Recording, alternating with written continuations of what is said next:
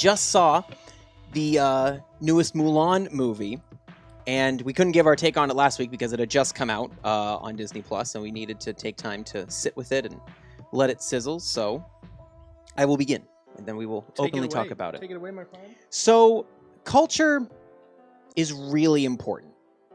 Representation matters. And, of course, action sequences are really nice. But none of that matters if your story is lackluster. None of it matters if you have too many characters in one story. And none of it matters if your core audience thinks it sucks and it's still disrespectful to the culture. That would be Disney's That's a big deal. 2020 live-action remake of Mulan. I'll start with this. A major criticism that it has faced is no music. It's not a musical. We're taking the 1998 film and readapting it, but we're taking out the music aspect of it. Personally, I didn't actually have a problem with this not being a musical this time around. I mean, you're trying to tell a war epic with Mulan taking on the imminent threat facing the kingdom, and do you need to break out into song to do that? I personally don't think so. I understand that the songs are a major part of the 1998 film, and I know they're beloved by many, but I was never really that fazed. I was okay with it just... I would rather focus on the story, and, you know, if the songs take away from that, then I'm okay with taking them out to tell a better story. They got the motifs in there. I thought it was a nice touch. Instrumental, yeah. They were aware. I thought it was a good idea on paper, just it didn't amount to good storytelling. But we'll get to that in a sec. Of course, another criticism that it faced was no Mushu. Mm-hmm. Again, quite frankly, I was okay with the decision because Eddie Murphy did a wonderful job as Mushu in Mulan in the 1998 film, but it's also a very Americanized character in terms of his slang, in terms of his humor, in terms of how he's drawn and animated. So I was okay with taking out the American sidekick. Again, taking him out so you can focus on more proper Chinese culture and such. Didn't bother me. It wasn't really missing. No, I didn't think so. When you look at this movie as its own thing, it wasn't missing a small, a sidekick, comic character to be hopping around our shoulders. Another major criticism that it faced was no Captain Shang. Mm-hmm. From the 1998 film, and certainly some people feel that Shang in recent years has become an LGBTQIA+ icon, in that Shang was kind of a little curious with Ping in the animated movie, and I can respect that, you know, and I understand that. And looking more into that, the creators actually felt the producers and the directors of this movie felt that in 2020 a military officer being involved with his not underling but subordinate, thank you, that's the word, being involved with a subordinate doesn't quite play as well. Yes. So I see why they took out Shang and instead split Shang into two characters, one being one of the commanding officers and the other being a younger romantic interest that's much more along the same age as Hua Mulan. So didn't bother me as much, but I could see the criticism in that. So taking one character and splitting it to two, I thought that was pretty appropriate for 2020, but it sounded like they were damned if they did, damned if they didn't in that regard. One of my personal criticisms for this movie was that there were too many villains. Even just having the two that they had. One too many. Yeah, definitely. It felt like they could have... I mean, okay, I didn't say this before. We're going into spoiler territory if you're joining us for the first time. Yeah. Sorry, not sorry. Spoilers for both original and new Mulan. I mean, if you saw the 1998 movie, you kind of know what's happened. Yeah, So yeah. Mostly you've had those spoilers already. This isn't new territory here. They had two interesting villains that if they took one out and dove more into the other one, they could have had something complex, a bit more complex. I think she was more of a success than he was. The witch. Yeah. Was certainly a more fleshed out character and had much more depth. Not by much though. You don't think so? No, I really don't. I thought it was quite significant difference between those. They should have either had her as a mirror of Mulan and have those two go at it, or take the other guy who isn't exactly Shan Yu, like he's a different name, I can't remember the name off the top of my head, but have him be the live-action Shan Yu interpretation and go more into that character. They should have picked one, and it felt like they couldn't pick between the two. Yeah. So that's my takeaway from it. That's so fair. They could have picked one. I think that's fair. I mean, considering that there's been talks of making a sequel to this thing, they really should have just picked one and then used the other for another movie. But now both are, spoiler alert, dead, so they can't do that. My major gripe with this movie watching it, and eventually we're going to get to good, for the record. This isn't a total bashing. Some YouTube videos are absolute bashings of Mulan, and that's not what this is trying to be. I'm just getting the bad out of the way. I definitely felt the pacing of the movie was bad. Personally, I felt like the director, Nikki Caro, was so focused on getting the action sequences and the sets established, and making sure that each scene was going to be successfully filmed for the day. And then the script came afterwards. I felt like there were a couple of times, maybe when they were doing reshoots, they were filming things and then they needed to add in one extra bit of dialogue at the very last second just to progress the story, just to feel like they made sure that they got everything they needed to tell somewhat of a cohesive story. It was clunky, that's for sure. It sort of hobbled along at times. The story was like, okay, next scene. Okay, we're done with that. It was like different vignettes on a sketch show, kind of. Yeah.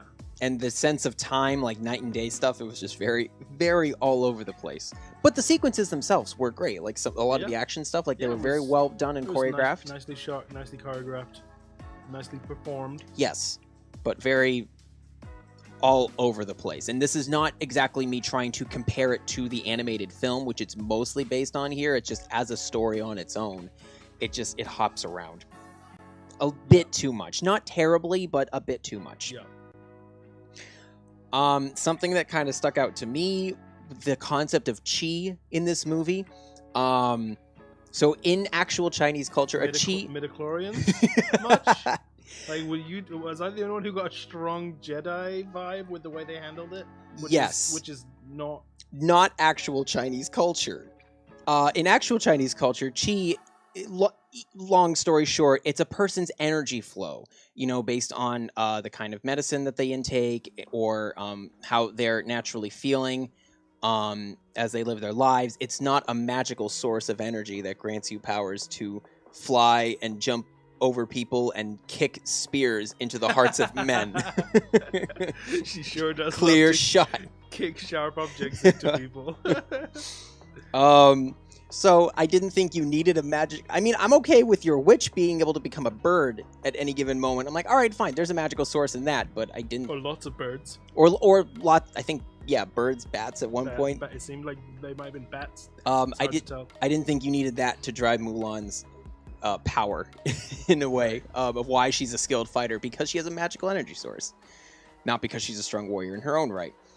I definitely give credit to the film for hiring a female director for this, being able to have that voice lended to the story.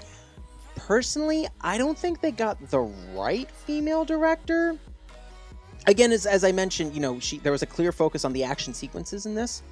But I don't know exactly if a New Zealander was the appropriate voice to tell the Chinese culture aspect. Now, if there was the focus on the balance of Disney and Chinese culture in this, then that'd be one thing. But they took out the Disney music aspect, basically. And do you get what I'm saying? Like, if there was a focus on one or the other, it'd be one thing. Or if there was a deliberate focus on both. But when you take out the music side, which is really the Disney side of things, you're kind of left with some offshoot of that. And not that I dislike her directing style, but I just don't quite know if they got this one right. I know that they had seen female Chinese directors for this, and I understand that you need to find ultimately the right person for the job creatively who's going to lead the project. You can't just hire someone just to fill a criteria. Yeah. I still wonder if she was the best candidate. There's no way of knowing. I'm not in the production room deciding on a director for your big blockbuster remake. We also don't know how much free reign they gave her. as far that as too. It could have been, it's Disney, big production company. I get this that. Sequence, we want this sequence. We want this to look like this. It might have been a very tight rein on that. Well, that it's sense. funny. It's funny that you mentioned that because that actually brings me to my next point. So, not a criticism for me, but kind of a criticism out there in the public audience. China didn't like this movie at all. You can look at the reviews online. They didn't like the 1998 movie either. So China is currently the number 2 audience in the world that matters the most. And eventually they're going to take the number 1 slot over American audiences. Absolutely. Why? Because China's audience may or may not save a poorly reviewed American movie. Example, they saved the World of Warcraft movie. Warcraft made $25 million in the US, and then it made $156 million in China alone, helping it go over the break-even point, where I do believe they're working on a sequel. Wow. So if a movie tanks in America, the next logical step is how does it do in China? China is the safety net. Yes. A lot of recent films, too, they actually have written or filmed scenes and sequences with the Chinese market in mind because they're vital for a film's success nowadays, and they need to be displayed in a positive light for the Chinese government. And if they're depicted badly by the writers or director, a studio can go out of their way to improve the movie for one of its key audiences. But I don't actually know if Disney did that in this case because of how many things that they kind of like. I know one of the Chinese criticisms was the makeup representation, that it just felt too Western stereotype, especially like the matchmaker scenes and all of that. That it was just still too stereotype and not quite. It definitely didn't feel very not genuine, very natural, accurate. Yeah. To any kind of Chinese tradition at that point for me.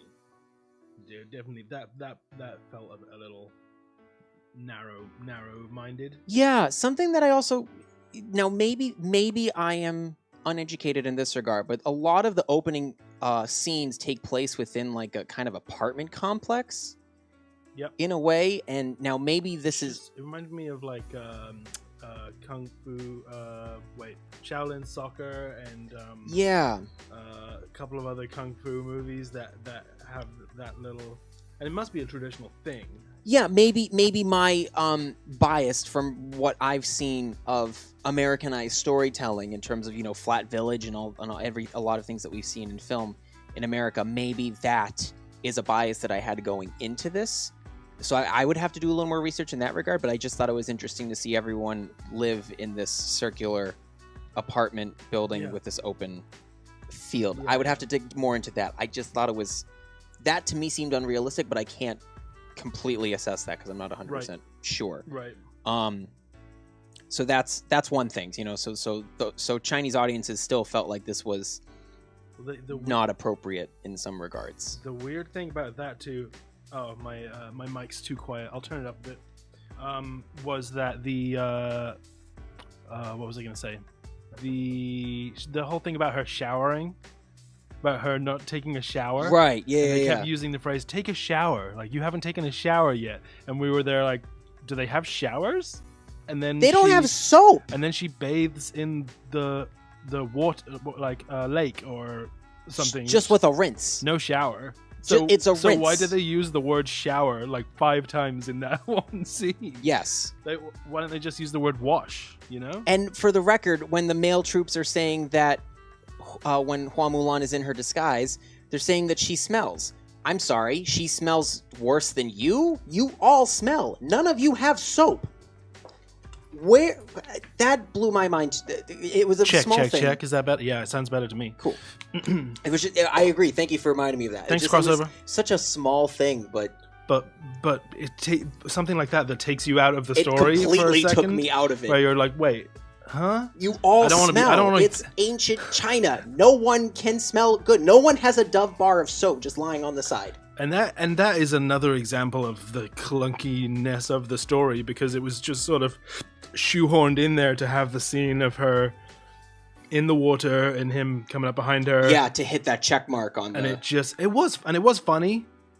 But You could have had a better way of getting there. I don't think it was funny in the way that they intended it. The 1998 movie is much more natural in the regard of, oh, she needs to just go rinse off like a normal human being, not you need to take a shower because you smell. I wanted so bad for when she meets the Emperor face to face for the first time for him to lean forward and say, "You need to take a shower." It would have been so funny, not completely inappropriate, but also a riot. Like, I was already laughing about that anyway, you know. So, doing a little. Merrick, I am Disney man.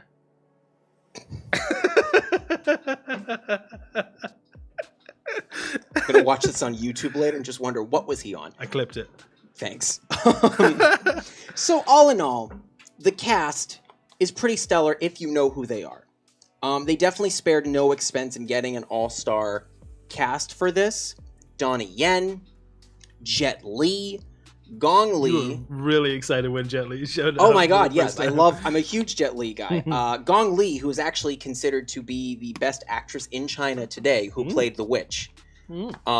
So that was a huge get to get her, which I didn't know until recently when I deep dived into her. But she's I did recognize like her. the equivalent of kind of Meryl Streep in China, which is really dope. Which makes me feel a little more disappointed in that she was underutilized for this movie, where it really should have just been, if you're going to get her as your actress for this character, you should have made her the villain rather than try to split between the two. Yep. Speaking of Jet Li, would just like to bring this up. When Jet Li is on screen as the Emperor, great casting. Felt like he was dubbed poorly. Oh yeah, you mentioned that. Did you do any more research into that? I didn't see anything on it. Maybe it was just an execution thing, but something just wasn't lining up. ADR was just a little off. Yeah, maybe. I've seen Jet Li give strong performances, even in lackluster movies, and something just felt off. It definitely took me out of it. Like, I couldn't tell if his mouth was really lined up with the audio that was being produced, or maybe the soundstage was so echoey and maybe they couldn't get him. I don't know, but that definitely took me out of it. But I still love Jet Li all the same, so that doesn't stop me. Everyone was good, but there were just too many characters to juggle around. You have Mulan, you have Mom and Dad, you have a sister added in who wasn't in the original 1998 film. I liked her. But she actually had a brother in the original ballad, or the original story, rather. Yeah. Or not story, in the legend, I will say. Yeah. It was a poem, right? Yeah.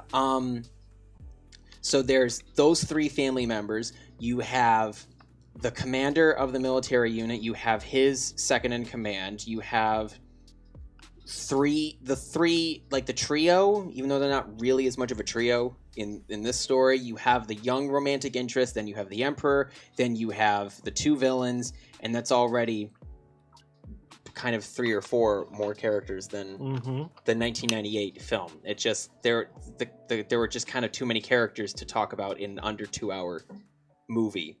Yeah, they did it successfully in the animated, pacing wise, but it's just a lot to kind of dive into, especially when you're splitting up characters, you're taking out characters, you're adding new characters. There was a lot of shuffling around where everyone, even Mulan, really didn't get that much proper attention. Yeah. It was very scattered in that regard. Yep. In my humble opinion, we expect better from our blockbusters now. There's no excuse for flashy sequences with no substance anymore. Good storytelling focuses on a small selection of characters, I believe. If your characters aren't fleshed out, you can't invest in the movie. You just can't. Now, I understand that this was meant for a bigger screen, obviously, considering before COVID and everything happened, we were meant to see this as a big screen epic. But if I enjoyed the characters and the story itself, I would still love it on the small screen all the same. It wouldn't bother me.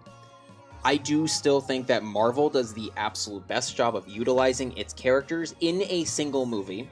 Even with one-off villains and such, you still know enough about them to invest in their presence in the movie. And I would say maybe Disney needs to take that into consideration for the rest of its live-action properties. Certainly delivers in the animation department still. Or just stop making them. Touche, yeah. So, I think Star Wars suffers from this problem, and I think their live-action films and their stories suffer from this problem where it's just...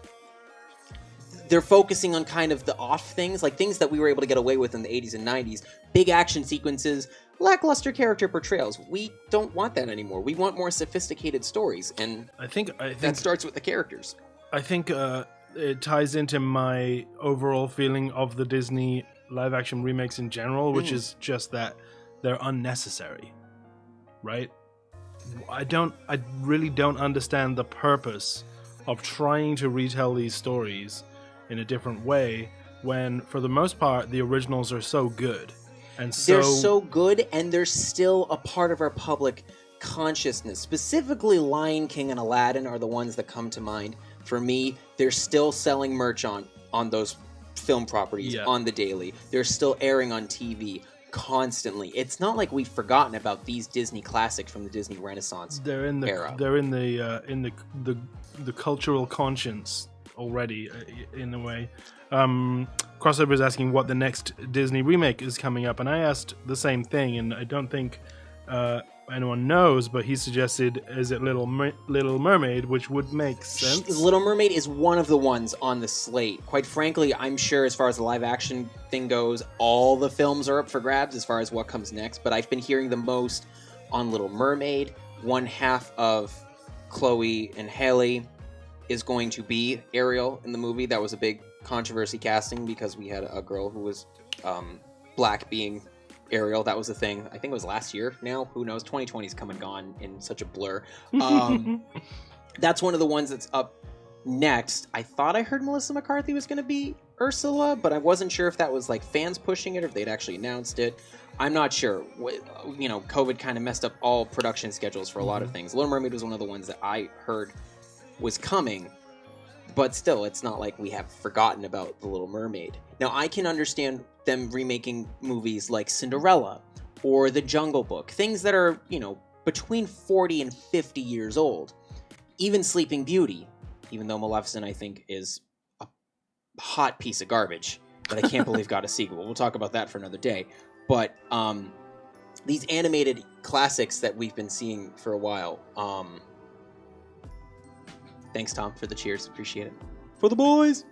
I feel like, yeah, to your point, they're unnecessary. The ones that we've seen over and over again and still hold in our hearts, especially when you have something like Lion King that is a beat for beat for beat for beat for beat remake of the animated movie. And yet it's the highest grossing American film of all time. But that, before we get off that subject, just to speak to what you were saying about the, you know, getting so many characters and trying to flesh them out and make a good story.